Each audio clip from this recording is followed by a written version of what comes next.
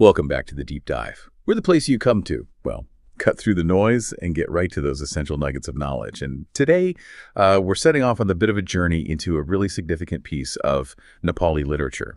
It's the novel Shirisko Phool by the celebrated author Parijat. And our guide for this, it's a fantastic, comprehensive literary review that really gets into its impact.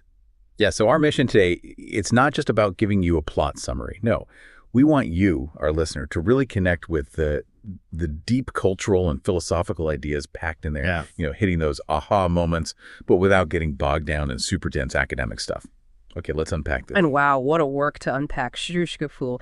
It's not just some novel off the shelf. It's rightly seen as, historical, incredibly moving, and just remarkably insightful within Nepali literature. It gives such a unique perspective on, well, the human experience. That's a perfect way to set it up. And, talking about its significance, maybe for listeners who aren't familiar, Shirisko Phool was written by Parijat, published way back in 1965 AD. And it's not just loved, it actually won the Madan Puroskar. That's the big one, right? Tells you straight away how important it is. So from your perspective, reading that review, what made it land with such impact right from the start? Well, what's really striking, and the review points this out clearly, is its role as an outstanding and genuinely epoch-making work, especially coming from a woman writer at that time. See, it wasn't just telling a story. It was revolutionary because it tackled female consciousness, female agency, head on. This was in a literary scene often, dominated by male voices, male stories, traditional narratives. It shifted the whole conversation about women's roles profoundly. Okay, wow. So it really did break new grounds then. So the story itself, it introduces Sojan, right? A former soldier. And he's struggling. Like deeply struggling, can't live a normal life after seeing the horrors of war. The review talks about deep internal conflict, loneliness, this sense of despair. How does Parijat actually, bring that inner turmoil out, make it feel real? Yeah, that's where Shakuntala comes in, a young woman. And their relationship, it's definitely not your simple love story. It acts more like a catalyst, really intensifying Sajan's existing struggles. His inner world just becomes startlingly visible to us, the readers. Parijat's genius, I think, isn't just in showing the trauma of war, that post-war fallout, but in how it manifests for Sajan. It's this quiet, kind of insidious numbness, a dull life, as the review puts it, which when you read it feels maybe even more terrifying than like loud, overt despair. It taps into something universal, that feeling of just emotional stagnation. That's a really powerful distinction you're making there, numbness over just despair. Yeah.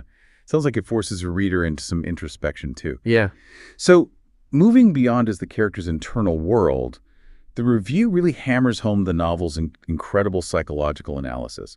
It calls Parijat's approach artistic and subtle. What specifically makes it feel that way based on the review? It's how she peels back the layers, without needing heavy-handed explanation. She doesn't just tell you Sajan is messed up. Instead, she crafts these moments, these tiny observations, these internal thoughts, and you start to feel his self-struggle, his deep dissatisfaction. It's like watching this quiet tragedy unfold, but from the inside. Mm-hmm.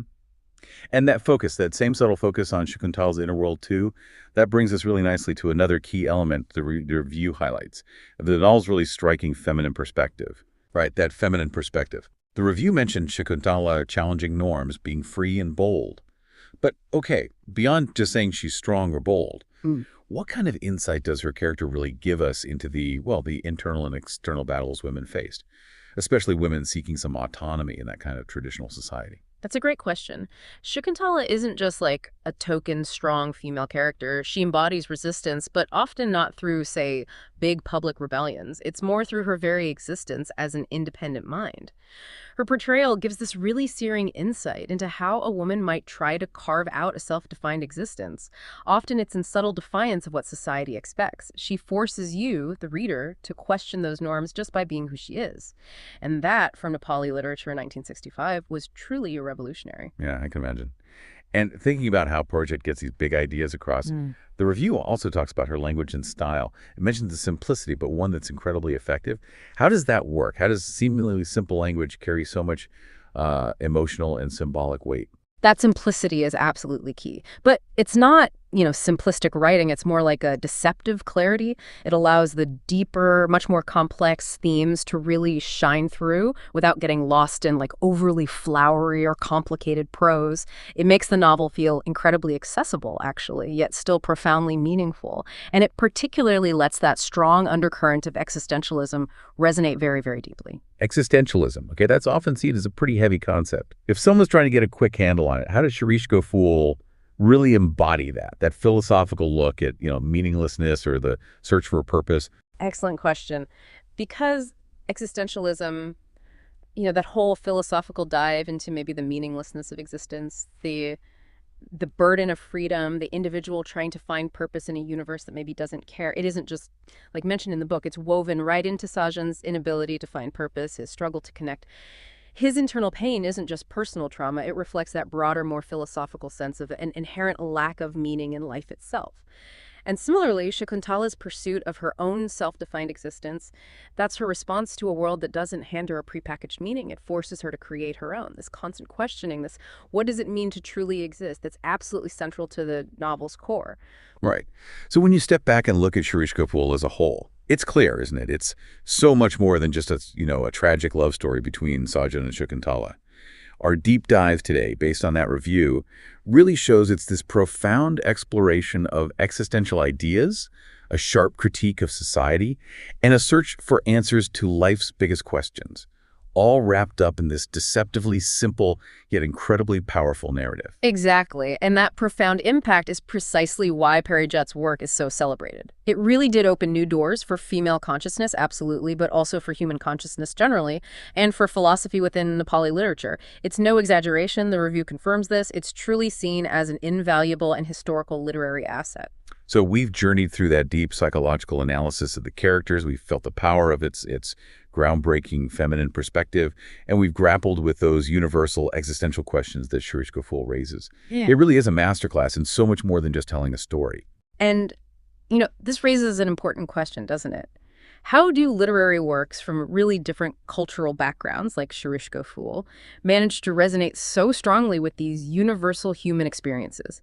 Things like internal conflict, loneliness, that search for meaning. How do they speak to us regardless of their specific Nepali context? It sort of forces us to think about the shared threads of the human condition woven through all these diverse cultural tapestries. That is a powerful thought to leave everyone with. A fantastic challenge to mull over. We really hope you found value in taking this deep dive with us today into such a significant, celebrated piece of work.